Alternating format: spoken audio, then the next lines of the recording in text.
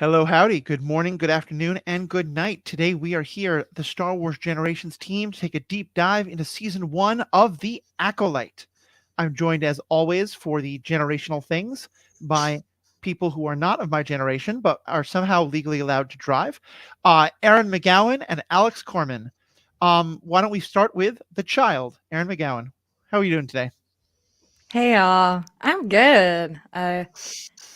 It's been a busy day. I went to the gym before work, so I'm feeling very successful today. I'm excited for this conversation. I am awake Nice. and I'm ready.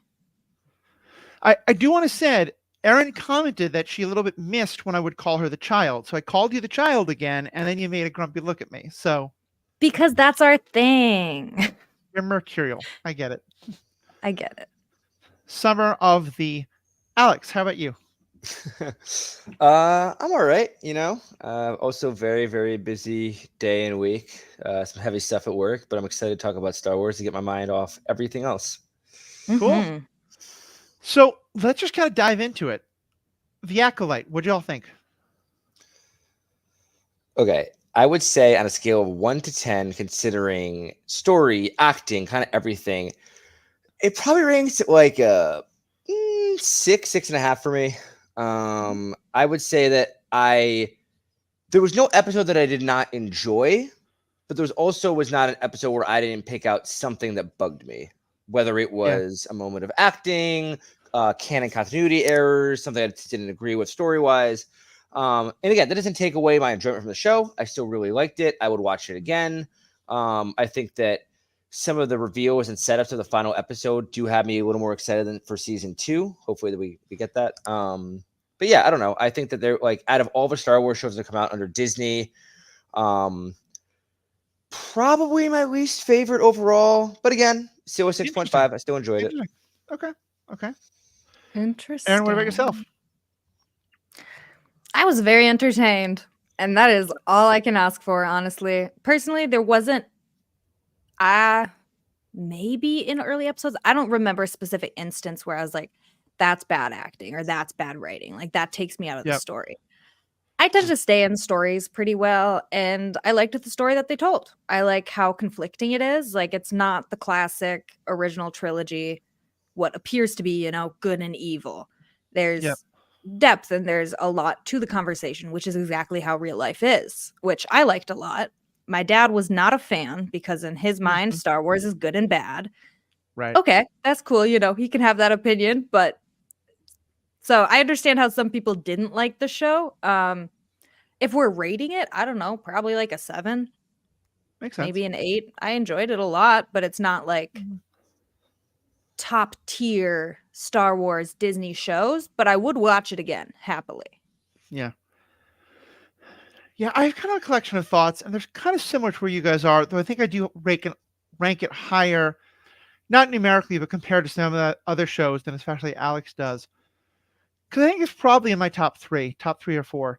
Oh wow. Um, better, I think, significantly better than I think Obi-Wan or uh, um, Book of Boba Fett. Ahsoka or some of the others. I liked Book of Boba Fett more than a lot of other people did. I did I, I too. like I like Boba Fett a lot. I love that show. Yeah. Um, I think for me though, in many ways, and I said a little bit of this before, but I'll say it in more detail now. And Alex, pause before you jump down my throat. I will not shove down anyone's throat. Don't worry. Don't give into your emotions. Hmm. I feel like the place that this holds in the overall Star Wars story is very similar to me of Revenge of the Sith, in that it tells us a lot of very important parts of the Star Wars story. I will probably be referring back to, like, if you ask me about the Jedi, if you ask me about why did the Jedi fall, or what should the Jedi be, or the nature of justice in the galaxy, or the role of the Senate and the Republic, I'm going to refer to this all the time. Like, I feel like it really helps to fill in a lot of the gaps of the overall story and does a lot of that stuff. I just think some of the actual execution of it was not done as well as it could have been. And I have some thoughts about that we're definitely going to talk about, because I think a lot of it comes down to the pacing and the growing frustration that I think a lot of people have with this particular format of 6 to 8 30 to 40 minute episodes, which I just think really did not work for this, and we'll talk about that. Granted, I also think that I think in another way I would also compare it to the Clone Wars in terms of also fills in a lot of really important stuff to learn about the galaxy, has incredible high notes. I think in some ways. Oh wait, I had it. Hold on a second. I think that the acting of both Amandla Sternberg and Lee Jung-jae. I think the acting of both Amandla Sternberg, right? Yeah. I think it's Stenberg. I think Stenberg. I think the acting of particularly Amandla Stenberg and Lee Jung-jae is some of, if not two of the absolute best performances we've ever seen in a Star Wars story. So I think there were absolutely really, really high notes. There were also some things that I think just didn't come together as much as they could have, but that overall, and this is kind of something we've talked about before, about in terms of how much should I enjoy watching it, I would say watching it week to week was probably about a 6. When I went back and watched it all in one sitting, it's probably an 8. And in terms of what it tells me about Star Wars, it's a 10. Okay. I like those kind of categories. That makes sense. Yeah. I haven't watched it all the way through back to back to back, so I might have a different opinion while doing that. Yeah, I haven't done that yet either, so that will be interesting. But I don't know if I found a single Star Wars show where I have not enjoyed it more when I've watched it all in one go. Yeah. It's a good point. Good point. I think Andor really worked for the week-to-week pacing it had. No, that's fair. That's fair. That's a slow burn. True. That's a slow burn show. But I think this one, more than any others, suffered in the week-to-week because it is just. Well, we'll get into that with things we didn't like. Let's talk about the things that we're going to talk about things we liked, talk about things we didn't like, and then we're going to talk about what this means for the larger Star Wars story in terms of like the Jedi and the Republic and the Senate and all that. So let's just start with, what did we like? I liked the characters. We had a lot of really great characters in this show. I mean, that's like kind of a broad thing to say, but like even the smaller characters of like Jecki and Yord, they were only around for half the show, which we didn't know at the start of the show, but they were still very impactful characters. And it's, just very interesting to see. We had like stellar actors all around in this show. Like big names, big emotions, even if they weren't big names, people who act very well.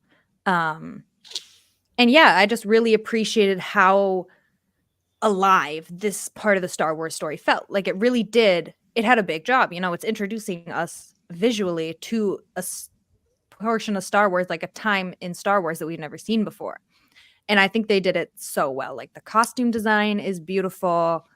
The acting, the makeup. I enjoyed a lot about this show. And I really enjoyed Basil. I'll be honest. I really liked Basil. Yep.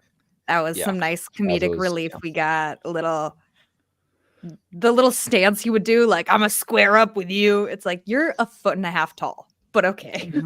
I saw a tweet, maybe you sent it to me, Erin, that was like, it felt like the whole show that Basil was like in his own show, like his own main character show that was just happening at the same time and place as the Acolyte. Because Basil was just doing his own thing.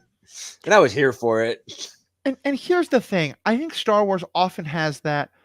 And sometimes it's done well, and sometimes it feels forced.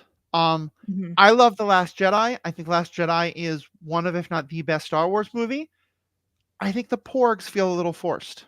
They're trying to be that kind of moments of cuteness. My favorite moment, honestly, is when you see Chewbacca roasting one of them and the others look sad. Okay, so that was a little dark to me, but moving on. It's funny. I thought that both them and Pip, the comedic moments they got out of those two. First of all, I love that just starting, I think, with Jedi Survivor, the video games, now like all of our heroes have to have some like small little pocket robot. And it's basically like Disney princesses with their little chittering animals. And I just absolutely love it. I'm so here for it. So I would agree with all that. I thought the character work was so well done. The acting, the directing, really just across the board. And because it felt so nuanced. And again, I don't mean to keep comparing it to it, but I think it's because this is about the fall of a Jedi to the dark side, really to a Jedi and a potential Jedi in different ways. the most natural comparison for it to me is Revenge of the Sith, which to me, not to everybody, but for me, it was painting a lot of very nuanced topics with a very broad brush.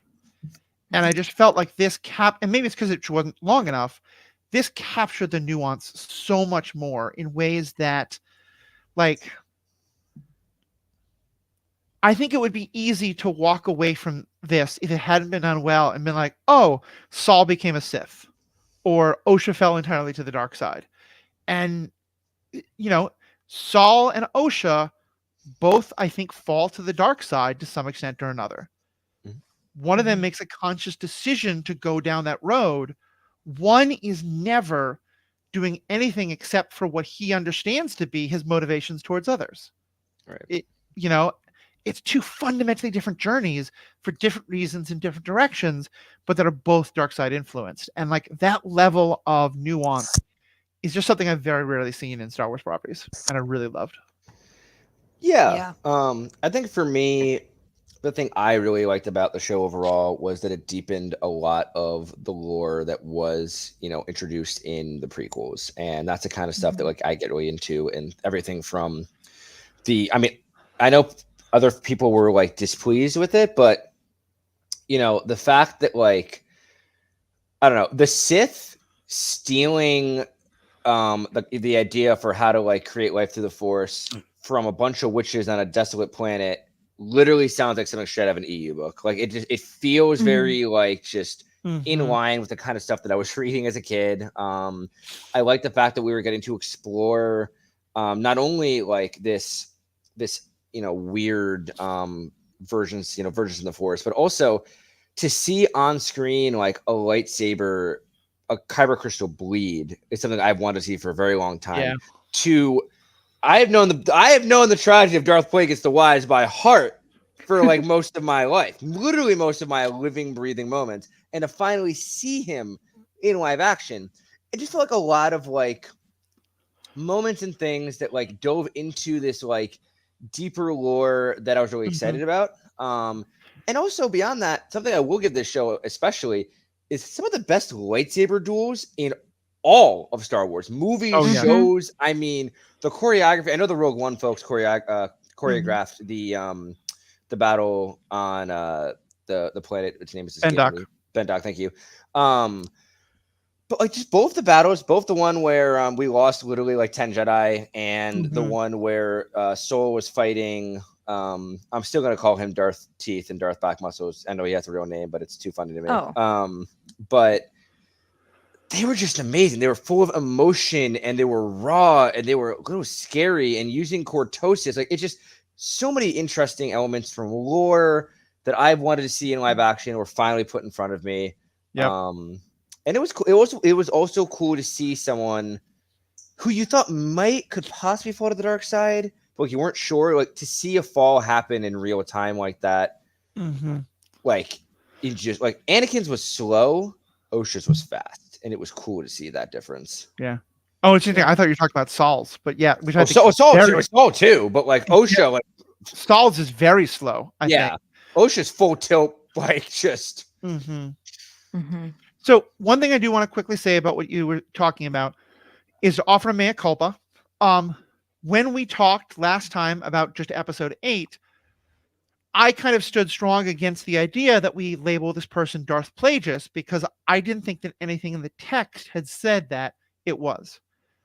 Since then, the author has confirmed that that is Darth Plagueis and that she's meaning to bring parts of the Darth Plagueis book into the canon.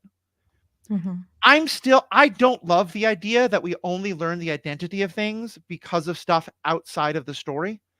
Like, to me, he's never actually going to be Kyle Mundi until someone on screen calls him Kyle Mundi, but we had to learn it from the credits.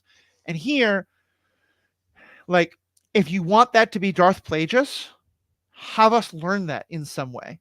Or just have it be up in the air and have us learn it at a later point. I don't like that method of storytelling, but I will now fully agree that it is 100% Darth Plagueis. Yeah.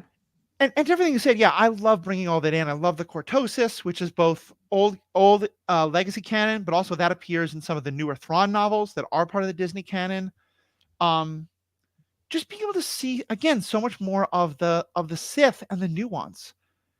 So many of the conversations I think have gone like zeroed down to, well, if Kymer is a Sith, then there can only be one accomplice, acolyte. So how can Darth Plagueis be there as well? So it must be this, or it must be this, or Yoda must be lying, or this person must be lying. The fact is, like, history becomes legend, legend becomes myth. The Jedi haven't seen the Sith for at this point, like 800 years. This Mhm. guy says, "You would call me a Sith." Does that mean he calls himself a Sith yet? And he's working for Darth Plagueis? Maybe.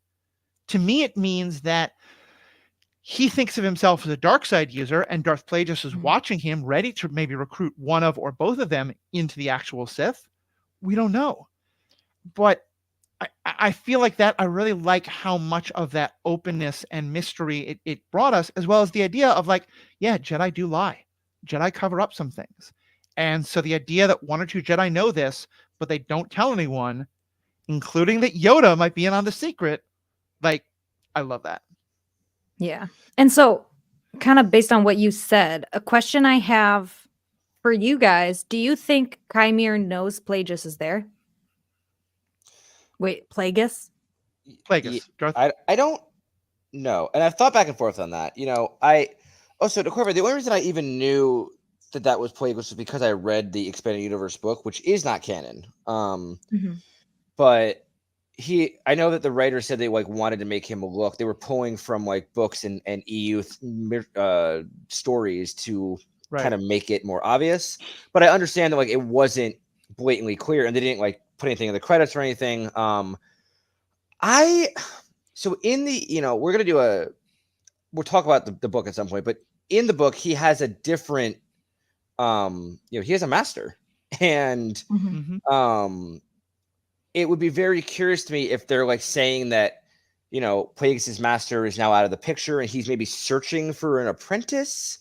Maybe this is like a precursor to him eventually finding Palpatine. I don't know. If he can successfully hide himself that well, I know we've seen it before, but that would be impressive to like erase yourself from the Force enough to like hide yourself from two Mhm. powerful Force users. Mm-hmm. I don't know. I could see it making sense both ways, but I don't know. Do you have a thought, Matthew or Erin? Do you Yeah, what do think you think? they know? I think he doesn't know. And I will say, I also have read that Extended Universe novel. I love it. We're going to do our book club on it. So if you are a member, by the way, become a member, only $5 a month, $55 a year. You get all sorts of bonus credit, including we're going to do a full episode on that book. I think it is important to know that that book is now going to influence these stories going ahead. But I think if we start going and saying, oh, but on page 224 of the book, it says that this happens between Plagueis and Palpatine this year, so it can't happen this year, that like the book isn't becoming canon full stop. Like even with Disney books, sometimes that, the canon changes a little bit, which I don't always think is bad. I think there have been moments where like queer characters were erased or stuff like that, but like you can't translate a book word for word, page for page onto the screen. It Mhm. just doesn't Mhm. work. You've got to change some things. So yeah, I'm really excited that all that's coming in. I don't think it's gonna be word for word though, so I don't want to start saying like, well, this happens in the book, so this is now canon.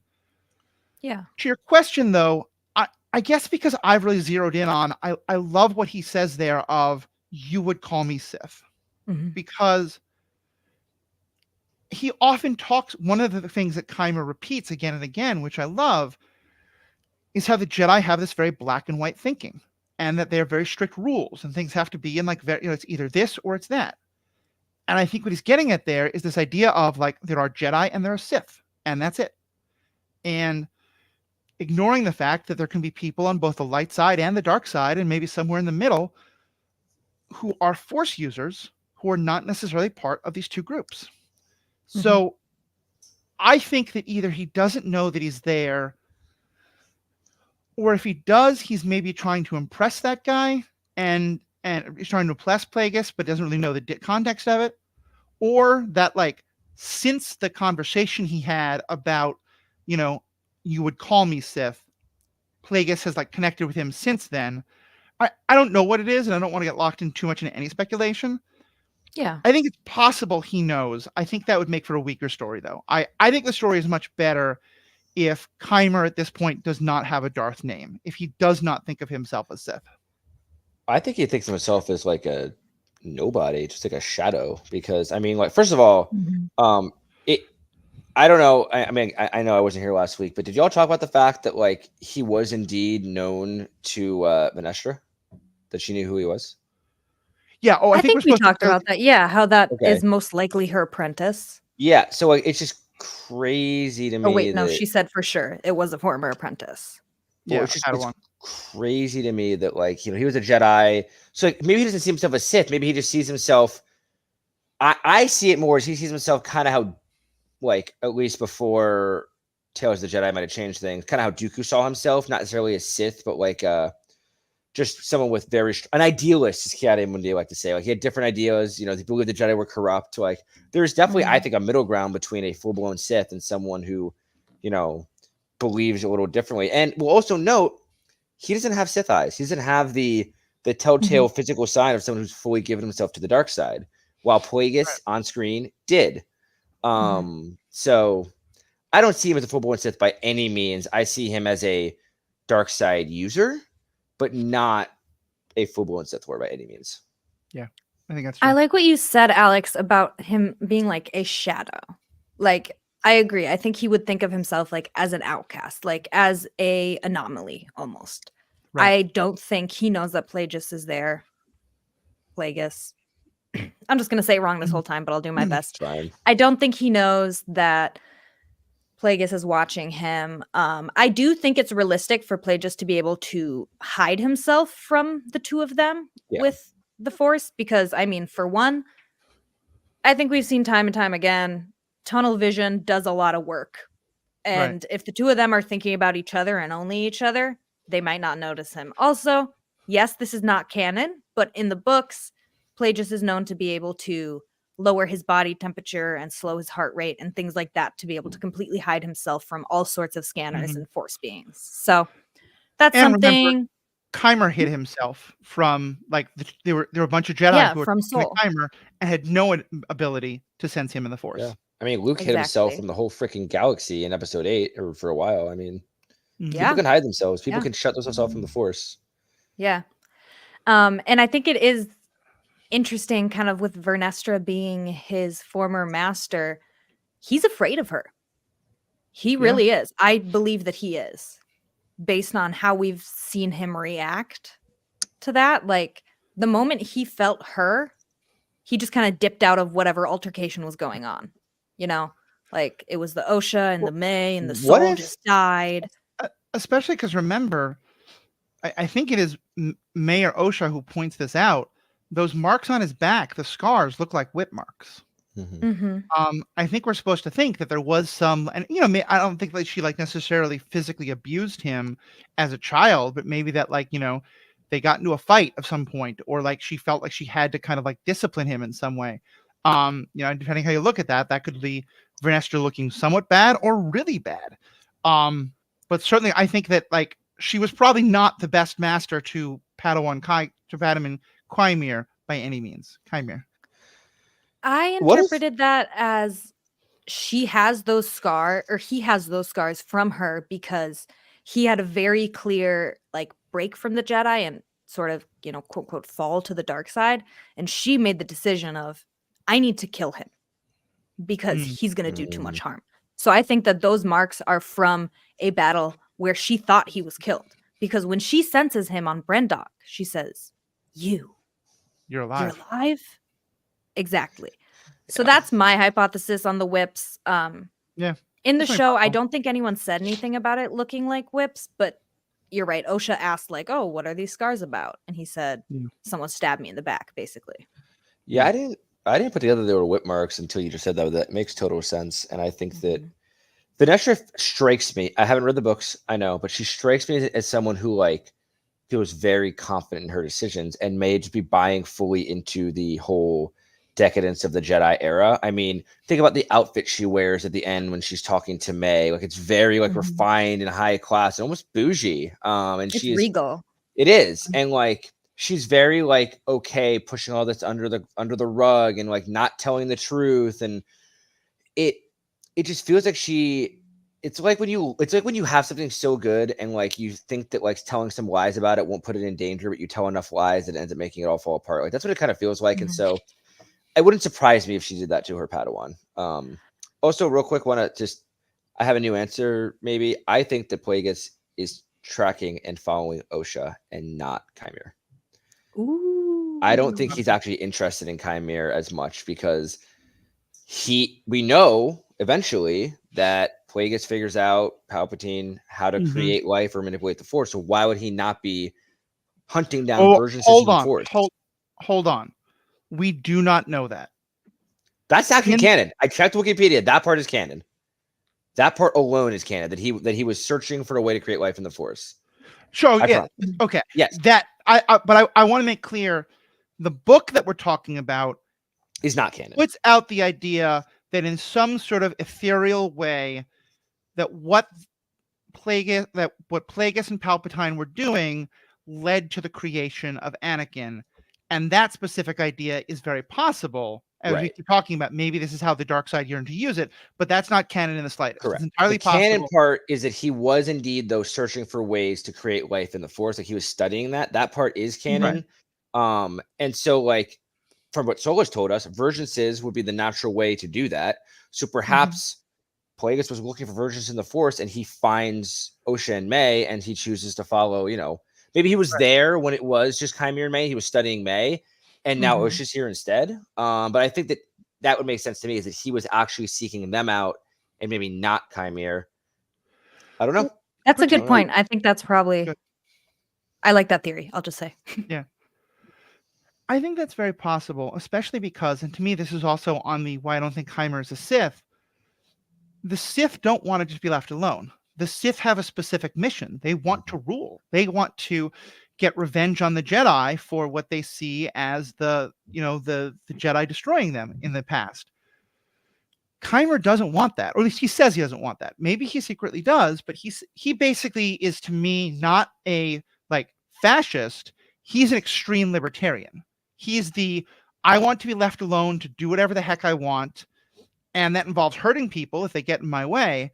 But I don't fundamentally have a goal to go out and kill all these people. I just want to be left alone. But in the world that I live in, the Jedi will, if they find out about me, they'll hunt me down. So I have to take these more extreme measures. He wants freedom, not power.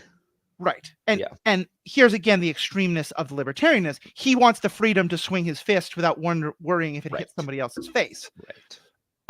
But yeah, it's very, very different than so I can understand, if either Plagueis had looked at him and maybe been like, he's just a pretender. This isn't worth my time. Or had only seen Osha and then along the way found found Chimera as well. Right. It leads to a different question I want to ask. Oh, go ahead. Quick comment on that. I wonder if, I think you're right that Plagueis is probably more interested in Osha and May. And I wonder if he's uninterested in Chimera because Chimera is so set in his quote, quote, morals, I feel like Chimera really knows who he is and who he wants to be. And that's not what you're looking for in a Sith acolyte. Because you need someone that you can break down and stomp into the ground until they hate you so much that they fall to the dark side, basically. That's my understanding of how Sith works. And so that's an interesting thing just kind of popped in my head is maybe he's not interested in Chimera because he's not a good option for an apprentice. Even if he is powerful, he's not mentally right to try and persuade to the Sith way. I think you're right. I mean, I think it's either Maul style, getting beaten down to nothing and built back up, or Dooku Palpatine style, where if they were very seduced and their their ego is played upon, where I doesn't feel like he has enough of either of those traits. So there's nothing. His belief is I just want to be free. I want to be alone. He doesn't have any political beliefs or any. There's nothing to manipulate really. I actually agreed with some of what Chimera was, and not the death and murder and do whatever you want part, but his belief the Jedi are bloated and cause all that. A lot of it's sound. It's just that he's taken it a little too far. So, I mean, to me, he's very much a Killmonger style villain in that regard of where the things that he's angry about are legitimate to be angry about. The things that he convinced that Osha's angry about and he listens to her are legitimate for Osha to want to be angry about. And we'll get all of that in a second, a little bit more. But I want to, the point though being that, but he goes way too far with it. Right. And you can argue about that's true about Killmonger. That's a whole other debate. The part of what you guys were saying, though, especially what you were just saying there, Erin, really reminds me of that I loved about this is I think sometimes, especially if you watch the prequels and then some of the Clone Wars stuff, there's a desire to believe that Palpatine was behind, that every single thing happened exactly as Palpatine wanted. And one thing I like that the Legacy books make clear is that that's not the case. Like, Naboo is a complete fuck up from his perspective, but that what he is good at is able to constantly be like, okay, well, let me find the advantage in this situation. The situation's changed. Let me find the advantage in this situation, et cetera, et cetera, all the way to, okay, Anakin's gonna be the one for me. Oh wait, no, what if Luke is the one for me? Got greedy. Where I'm going, yeah, exactly. Where I'm going with that is I've now rewatched it twice. The first time just to do it. The second time I wanted to look for something specific, which is I started to wonder, what if Kymir wanted Osha all along? And he always knew that May wouldn't be good enough, but he kind of knew that he kind of wanted all this to happen. And rewatching it with that specifically in mind, if that was the goal, the writers did a really bad job. Because I think there's so much evidence that that's not the case. And I really like that Kymir did absolutely think May could be the Acolyte. And then when things changed and when he was like, oh, May is betraying me, it may even be that he wanted May to betray him as part of her fall. I would even believe that. But then when all that happened and he saw Osha take action and he realized Osha's feelings in all this, he was like, oh, actually, well, maybe this is an even better opportunity. And I just like that idea of the Sith much more because on some, it's kind of like what we were saying about Dooku. Dooku makes a lot of sense if he's someone who has his own motivations, but is being the strings are being pulled by Palpatine instead of just mwahaha, we're both Sith Lords. I have a question on your theory. Go for it. So let me ask this for both of you as well, but did you both see when Soul described the two twins as being a virgin, so one being split? Did you all see May as the dark side and Osha as the light side of this split, or did you see them both as just individual, no one leading? Because to me, May felt like she leaned dark side early on, and Osha leaned light side, and then obviously there was a switch kind of later on. So I was curious if maybe Kymir sensed the darkness in May, thought that would be the best case for him to get an Acolyte, but then he was wrong, and that's Osha ends up being the dark one. I don't know. Did you all see it that way or no? So this is kind of a segue into some sort of things we don't like, but I think it's actually a good way to have the conversation. Let's meander a little. I think that there were 2 or 3 plot lines that this show handled phenomenally well. The problem was there were 6 or 7 plot lines. I think one of the things I was most dissatisfied with was this idea of, oh my gosh, it's one being split into 2 people. Because I don't know what that means. And more importantly, I don't know why that's a bad thing. Identical twins start out as one tiny little embryo that eventually splits. That's what twins are. Right. It sounds like this is supposed to mean something different, but it felt to me like it was never satisfactorily explained. Yeah. And the fear that Saul had about it, and even that some of the other Jedi had about it, including Indara, of oh, I can't believe that happened. They never actually showed us or told us why that's an issue. And also, it's confusing. Was it a normally created child that was then split artificially, or was it the way Anakin's described, just split out of midichlorians and out of thin air? That was never, to me, clearly stated either. Erin? I have lots of thoughts. So first, just to answer you, Alex, my understanding from the show was that this child was fully born of the Force. These children, basically. I don't think that there was necessarily a normal gestation period or growing. I think it was kind of and they were there. As far as the one being wait a minute. But the Dathmiri of the mother says, I You're carry right. them. I carry it. Right. Which is why I question was there some sort of fertilization process that happened not force related, or was like, did the one mother literally use the force to like impregnate the other one? I'm not That's understanding my how it happened. understanding. Okay. Because Mother Coral said, I carried them. Mother Anastasia said, I created them. Right. Right. So And my the I understanding carried with them tells me they were like two distinctly different beings as in the womb. embryos, as fetuses. Yeah. Yeah. Yeah. So then my understanding of like the idea of one person being split, or the theory I like, I guess I'd say, is that it's not a light and dark split, but it's a 50-50 split. And they are the antithesis of each other. And that's why they didn't get along well when they were younger. And it's why they're still constantly missing each other with everything they're trying to do. One of them wants to make amends, the other one doesn't. They fight and all this stuff. It's just, I saw it as like they are the anti each other. They both have equal parts of dark and light. They both have equal opportunity to be Jedi or dark side follower or whatever it is they want to be. But that what the one being split into two means is that they are fundamentally opposite. So you do think that like one's kind of dark leaning, one's kind of light leaning? No. No. Okay. Sorry. Did you listen to me, Alex? I did. You said said they're antithesis of each other. Antithesis means for opposites. No, I think, Erin, tell me It's if I'm like correct here. I think what Erin is getting at is, and it goes to the fact that the yin yang symbol, or at least kind of this universe's version of that, is shown all the time. And like, you know, an essential part of the yin yang idea is like light.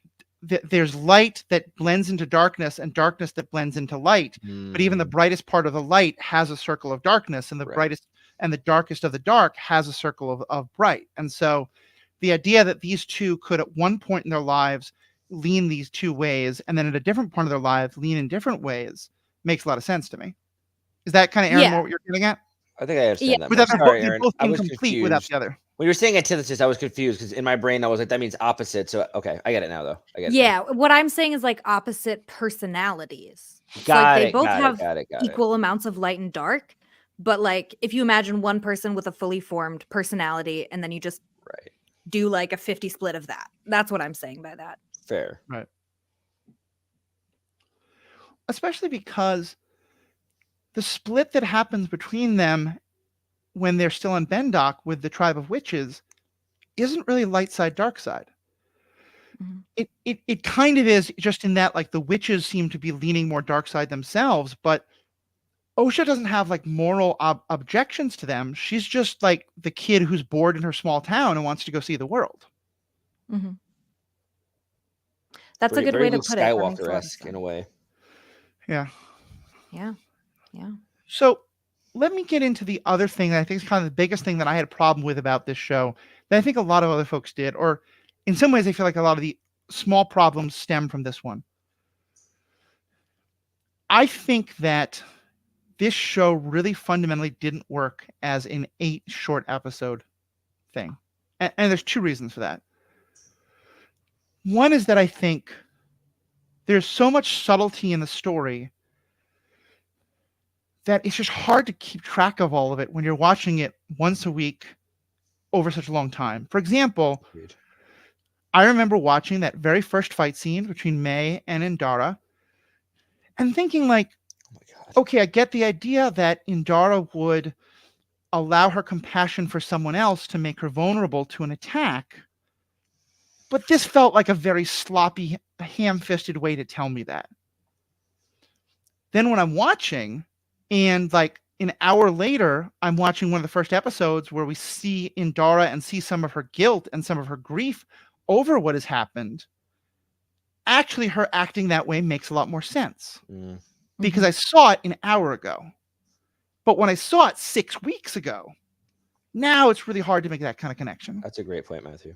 And I think especially the day and night episodes being split into two, I think made it so much harder for people to understand.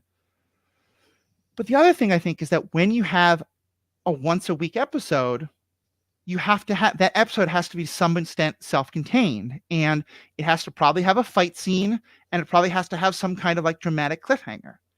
And I think that also really hurt the storytelling because those things just took up so much storytelling time, but also I think that sometimes they felt unnatural or unneeded.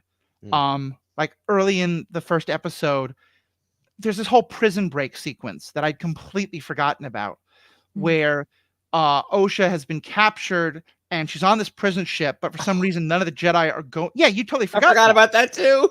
Yeah. And none of the Jedi are with her.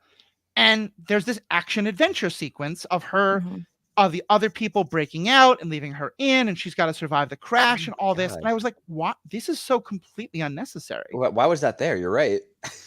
Okay, about it's that. needed for her to somehow, like, it's needed for the Jedi to not know where she is and to believe that maybe she done something nefarious as part of her escape. But you can do that with like 30 seconds of material instead of 6 or 7 minutes the way they did it. Yeah. And I just, like all throughout the show, there's a lot of that. And some of those things fell flat or just didn't make sense. And I think that's what really hurt the show. And that's the part where it's like me being entertained comes in heavy because like I just happily sit through those periods of time. I'm like, yeah, side quest. But I understand exactly what you're saying. Like, yeah, that is not necessary. If what we need is for her to be missing and them to think she did something bad, Yord never had to go to that ship where she was living.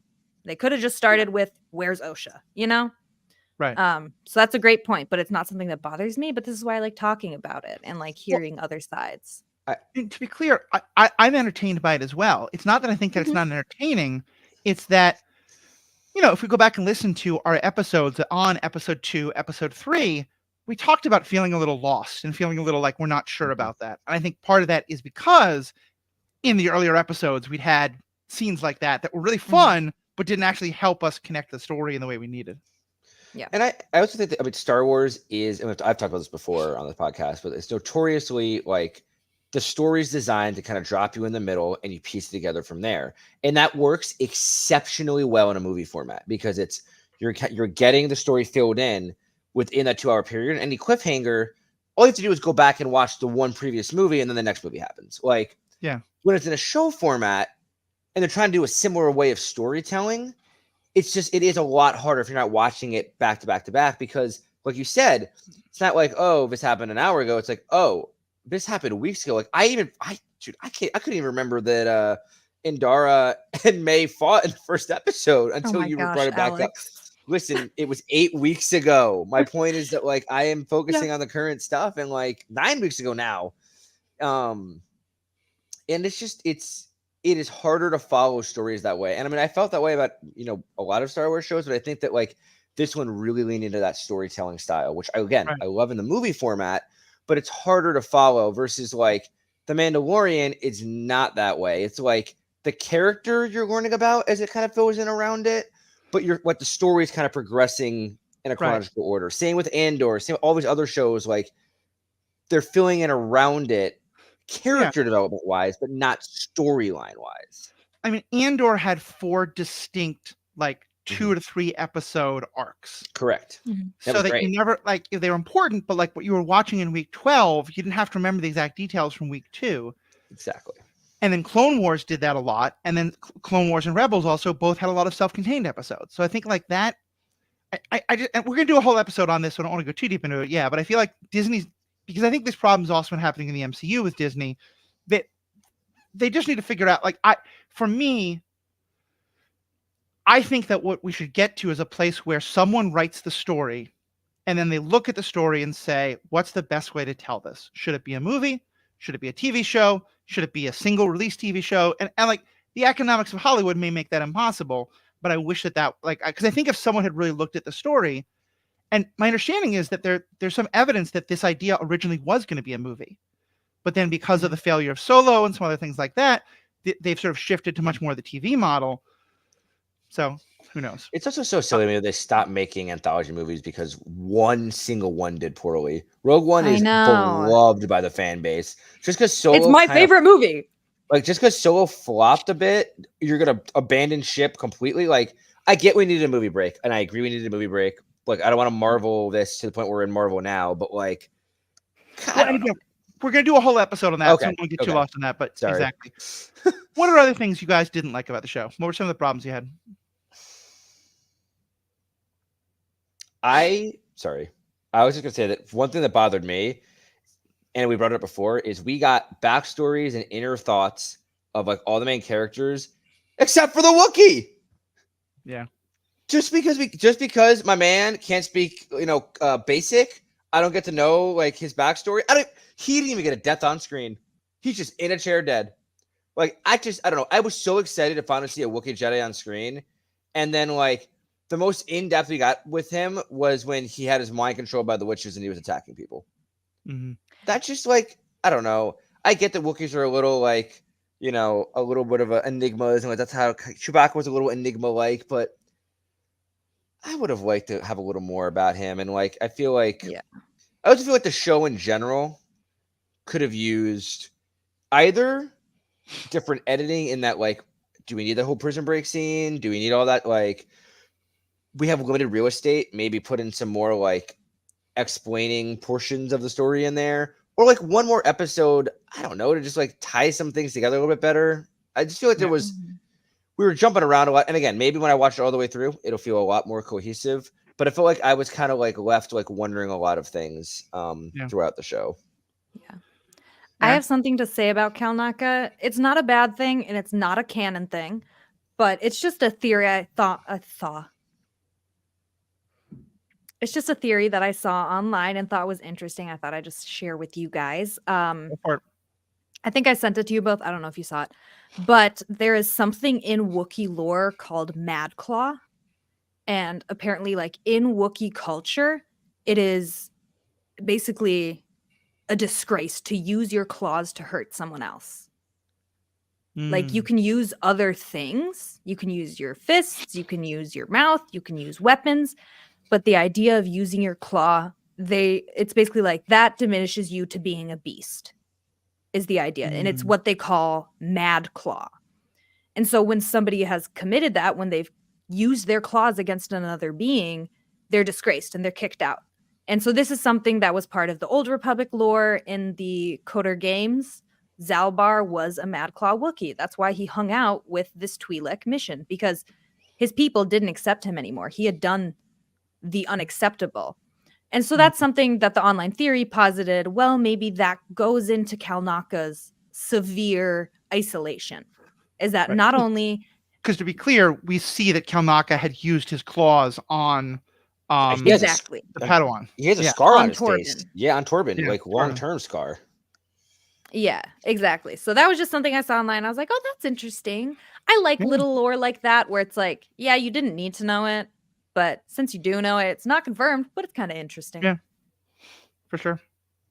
I will also say, and this is again, I'm positive, and Alex, tell me if I'm wrong. Mm-hmm. Erin and I were constantly able to be like, oh, that's a cool Easter egg from the High Republic books.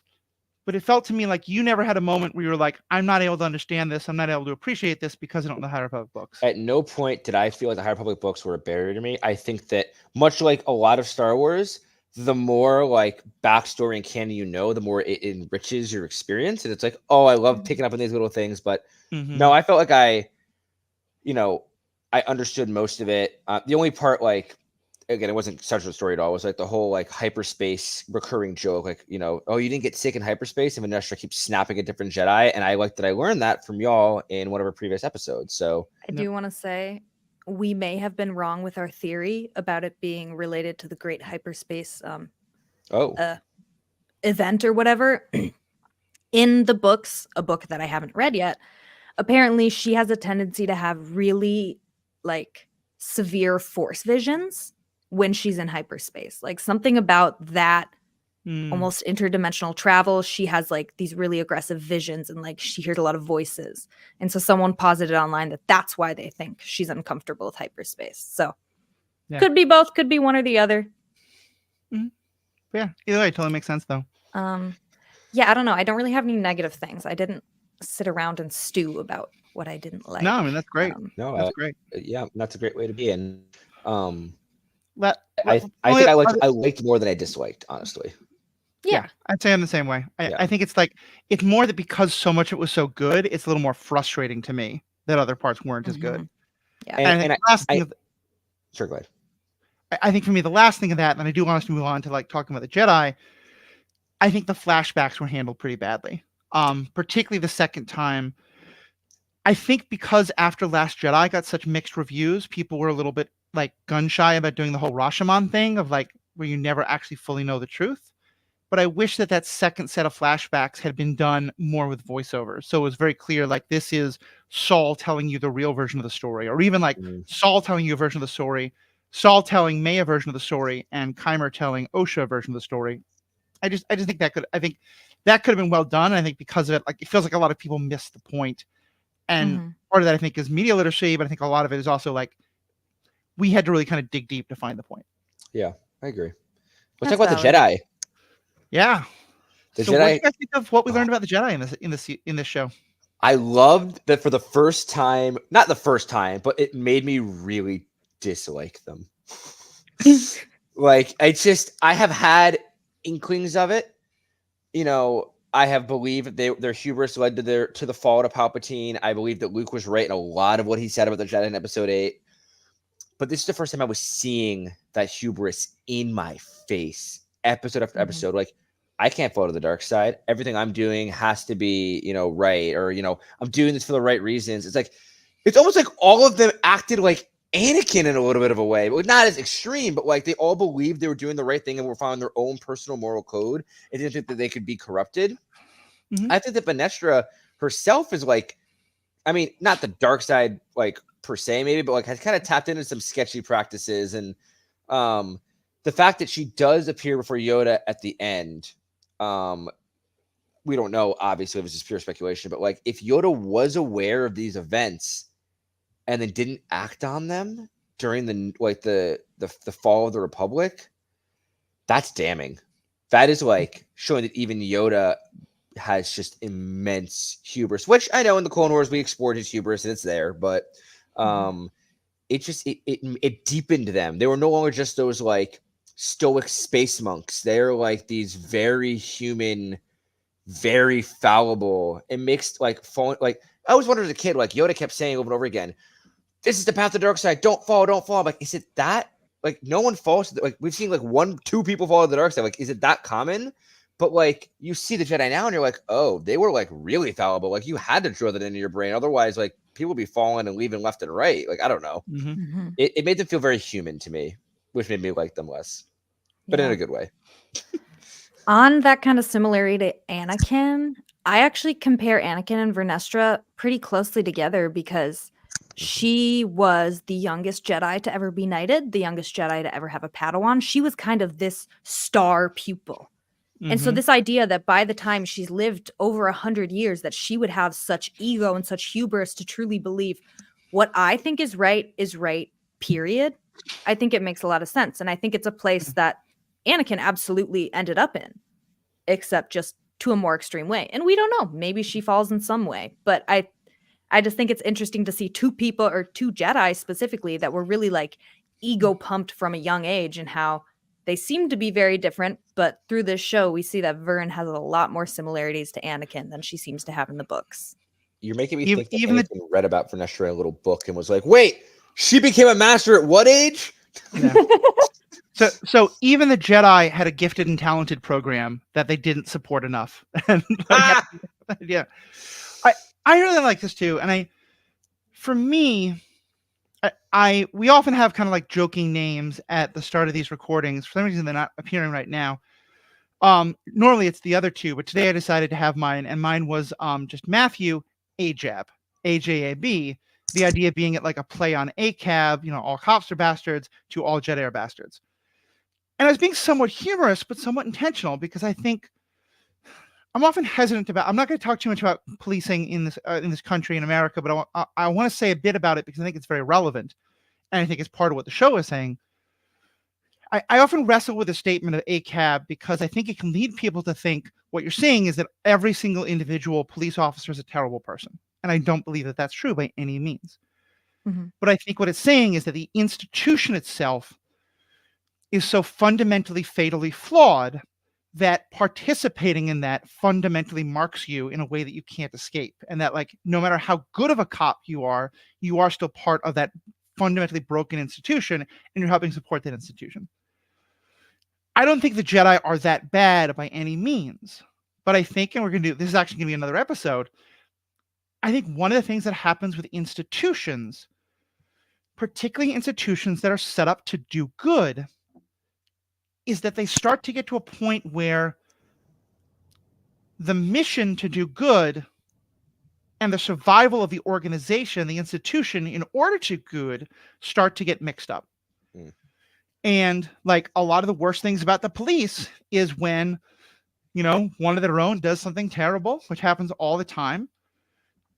And sometimes I think it is just pure like, well, who cares if they killed this person? We have racist feelings or sexist feelings or whatever, and so we're going to cover it up. Sometimes it's just they're my buddy and I don't care about anything else. I think that's the case a lot of times, but a lot of times I think it is by people who, in their mind, the police are doing the right thing, and people will doubt the ability of the police to do the right thing if people know that sometimes the police do the wrong thing, so we have to cover it up. Mm. And like in the military, in war crimes tribunals, this exact kind of logic has been talked about all the time, that we didn't want people to lose their trust and their faith in the institution. And a lot of the cases, like, no, they should lose their trust and faith in the institution. That's the whole point. And to me, that's where I really see Vanessa coming from. And Absolutely.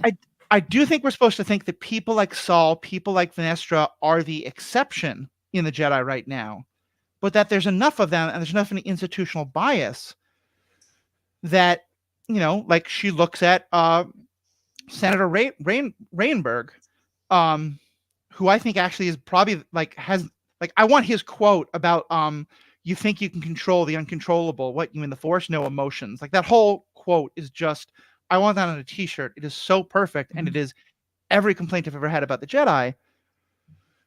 But just this whole idea of, and she does it, but also Indara does it to some extent. We've got to protect our own. We've got to protect ranks, and Saul very much does it.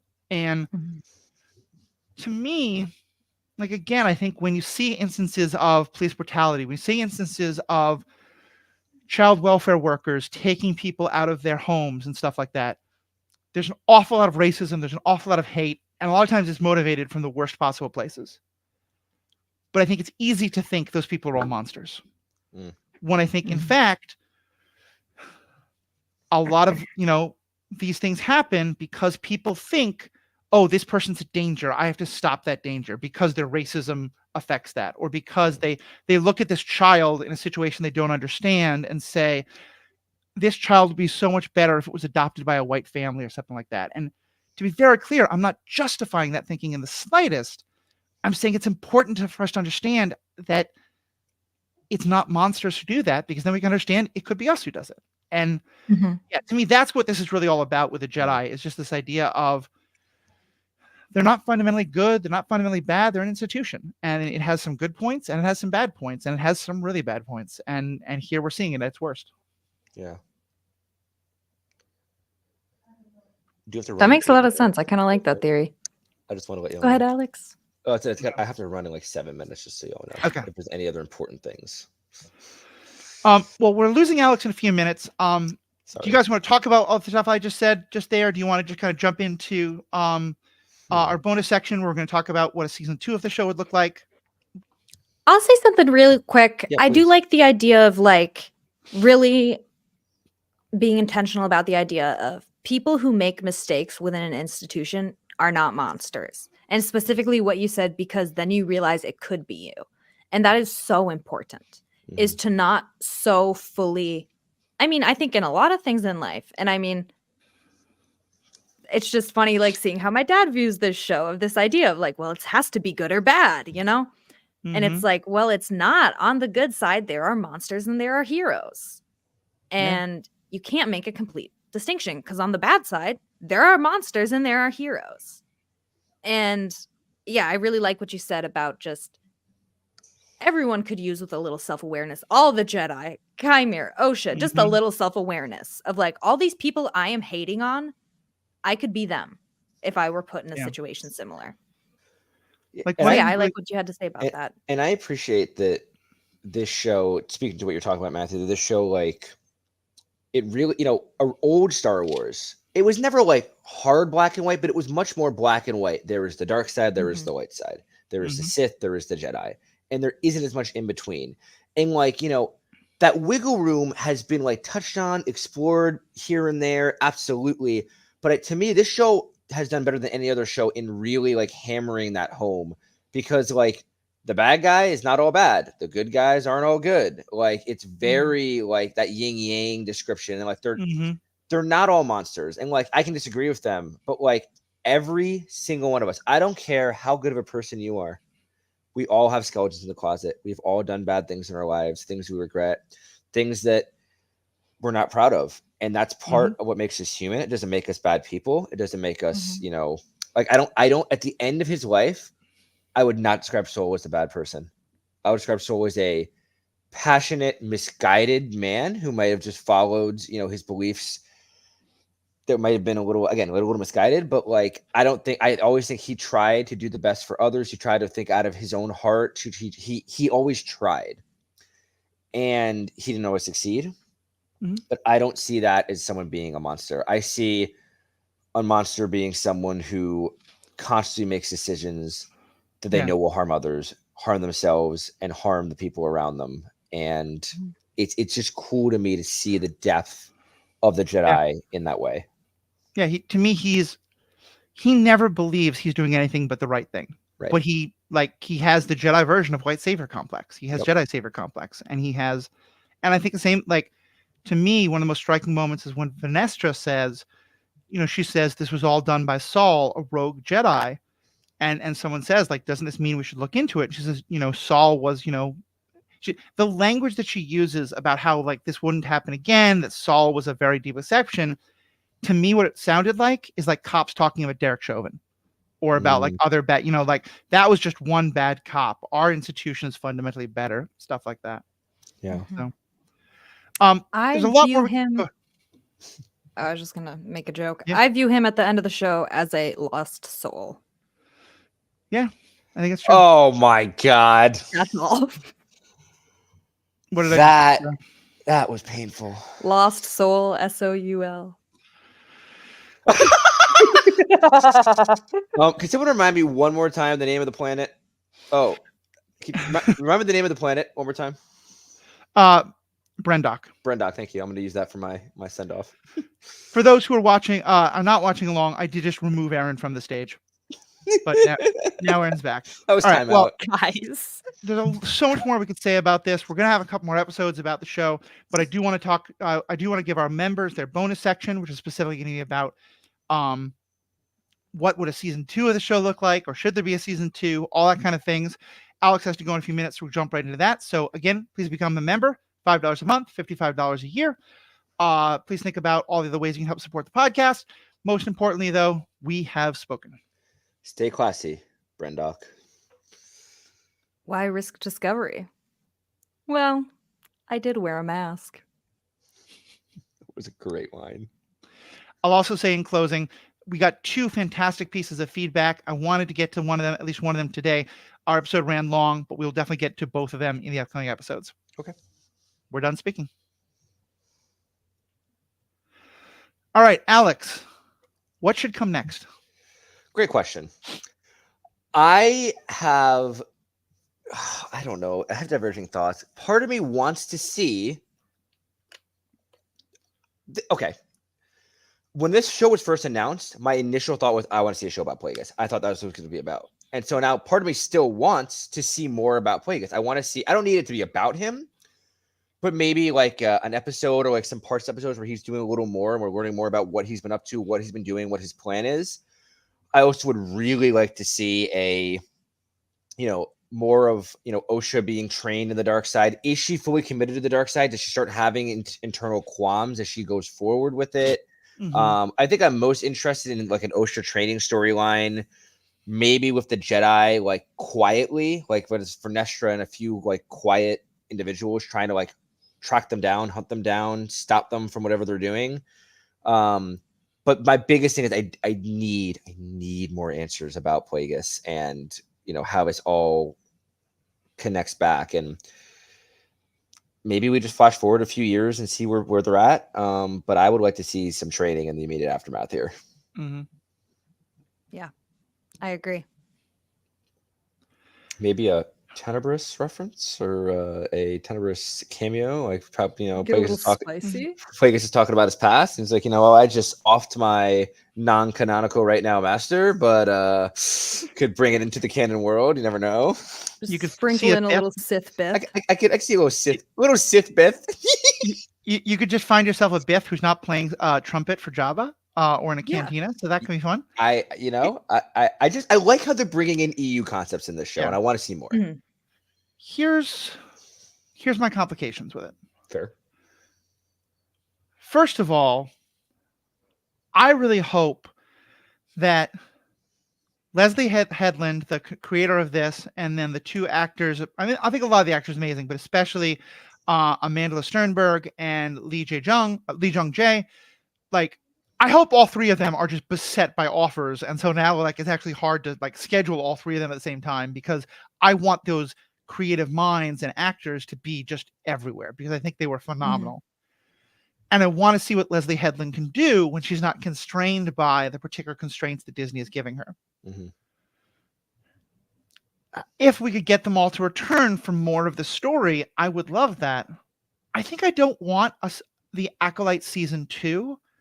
I want some other story, but one that does help fill in the gaps of the stuff you're saying. Like, I would love a story. I keep saying I want my story about senatorial, Republican politics. Yes. Mhm. I'd love a story where the focus was about that and was a focus on like, Senator Headland. No, what the hell was his name? Senator I know what you're talking about. Rainberg. Yeah. I'd love to see something focusing on what he's doing in terms of like how does that all happen? And in that, we get some more hints about what's happening, and OSHA shows up every now and then, or other people like this show up now and again. And I could tie back to Plagueis. Because in the expanded universe, I know again this is not canon, y'all, but in the expanded universe book, he does have influence over the Senate. That's how Palpatine gets elected chancellor. Again, that is not canon, folks, but that is what happens in the expanded universe book. So if they borrow that idea, we could have a show on the Senate and touch on how Plagueis has been influencing, how the Sith are influencing the Senate. Yeah, and part of what's happening is he's pulling machinations. He's a mixed two metaphors. He's pulling the strings, causing machinations that are leading to the Trade Federation feeling more left out, and so they have to do more things. He's like such that if you wrote the economic history of the Trade Federation and someone tried to explain why did things happen on Naboo the way they did, according to these books in the EU, you'd be like, well, it all started with this vote that happened in the Senate where the Trade Federation didn't get its way, and so it got upset, and this and that and that. And so seeing more of that would be great. I do have a lot of the same Darth Plagueis questions that you have. Yeah. I think for me, Alex needs to go real quick. I gotta run. But okay, yeah. Thank you. I will continue to respond to you. Yeah, thank you all. I'm excited to listen to Erin's response in our podcast. Peace, everyone. Good luck, bestie. Of course. Last thing I'll say in this, and Erin, then you go ahead. There's sometimes where I sort of feel like we all know what's under the rock, and we all love knowing what's under the rock. But when you lift it up, it's just never going to be quite as cool as you imagined it. I think one of the reasons why people of my generation don't like the prequels as much, and without getting into any issues of good or bad or nostalgia, and it is nostalgia, but it's like in our heads, Obi-Wan told us what happened to Vader and the fall of Vader, and then Yoda had to tell us a slightly different version, and Obi-Wan told us a different version, etc. And so, every boy who saw that, every person of any gender who saw that at age 8, imagined what that was like. And there's almost no way that a prequel movie was going to actually live up to 10 years, 15 years of dreaming about what that might have been like. Yeah. And I kind of feel the same here of actually really seeing Darth Plagueis would be disappointing. Mm-hmm. So part of me wants just another book, but I'm open to where we go. What do you think? Yeah, like doing a sort of follow-up on this series in book form, you're saying? Yeah. That could be cool. Yeah. I don't know. I could go either way. I would be fine with no season 2. I didn't think there was going to be a season 2. I could be wrong, but I was under the impression that they had announced this was a standalone show. Yeah. Which I don't know if they did, but that's something I'd gotten into my head. So my dad was like, there's a season 2, right? And I was like, no. And then we watched the last episode, and I was like, they're setting it up for one. So they never specifically said the word standalone show, but all of the marketing originally said The Acolyte. Mm-hmm. Just in the last few weeks, it has changed to The Acolyte Season 1. Ah, okay. So it does feel like this, despite all the haters, this has been successful enough that people are like, yeah, maybe we need more of this. Yeah. And maybe it's something that they planned season 2 from the get-go, but they didn't want to spoil that. Right. But yeah, so it's one of those things where it's like, I would be pretty happy with the story. We get kind of a cool ending, the yin and the yang has switched. There's a fun metaphor also. So Brendock, I meant to bring this up in the main episode, but Brendock has 2 moons, and the Yeah. ascension ceremony happens when the 2 moons cross paths and go opposite directions. And so it's the idea of Osha and May are these moons. They came together, crossed paths. Now Osha's on the dark and May is more on the light. So in that thinking, it would make sense to have a season 2. Go Let me ahead. just add one other thing to that. Sol obviously is the word that's for sun, and chimere is a derivation of the Arabic word for moon. Ooh, I didn't know that. That's very interesting. Yeah. Very interesting. But yeah, I would love to see a lot of things in season 2. Neither of you brought this up, but I'm actually, if we do get a season 2 and they pick up with these same characters, I am interested to see what happens with May. I'm interested to see Yeah. what the Jedi tell her and what Mhm. sort of web they spin and how they try to get her to come to their side. Because there's no freaking way that they're telling her the truth. It's too Yeah. convoluted at this point. Also, they don't want her to know it. So I will Agreed. be interested to see, because maybe they start this whole web of lies over again and they lie to May, and then she sees Osha, and then she finds out, and then May's like, fuck you, Jedi, Yeah. So yeah, And I there's a will lot of good things. I will also say we kept talking about the acting of Lee Jong-jae, who I think was amazing. And I talked about him as like getting him back for season 2. Of course, he shouldn't come back for season 2. His character is dead, and I don't want Mhm. more of that. Much to my chagrin, we should have also been talking about the acting of Manny Jacinto, the actor who played Keimer. Phenomenal obsessed with actor, him. beautiful, beautiful man. And I would love to see more of him in other things as well, but also in this. Yeah, Because you can play both the best himbo of the last 20 years and the Mhm. best Sith Lord of the last 20 years. Like, he does I'm it like sorry, it's Adam light Driver, work. but Yeah. yeah. It's great. That is something like I am very interested to see the Osha Chimere story and how it Yeah. may or may not interweave with Plagueis. And that's like an interesting thing. Again, bringing in not canon, but based on what Alex had kind of said about, well, maybe Plagueis is interested in Osha based on the fact that she was somehow made of the Force. Right. And then it's like, oh, well, maybe he wants her as an acolyte. I don't think so.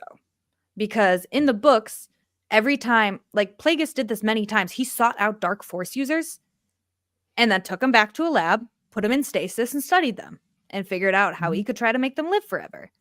So it'll be interesting. I doubt they'll explore that at all in season 2, but it's just things that are rolling around in my mind as I'm thinking about the future of this story and possibly like Plagueis's motivations. And since I'm listening to the book for the first time, getting ready to review it in the book club, I'm like, ooh, putting things together.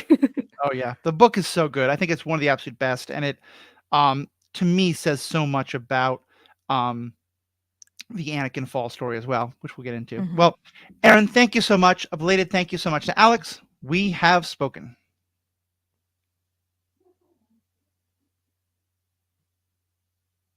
Do not confuse Torben's feelings for your own. I do not teach him answers to ease his mind. I teach him to seek the answers for himself.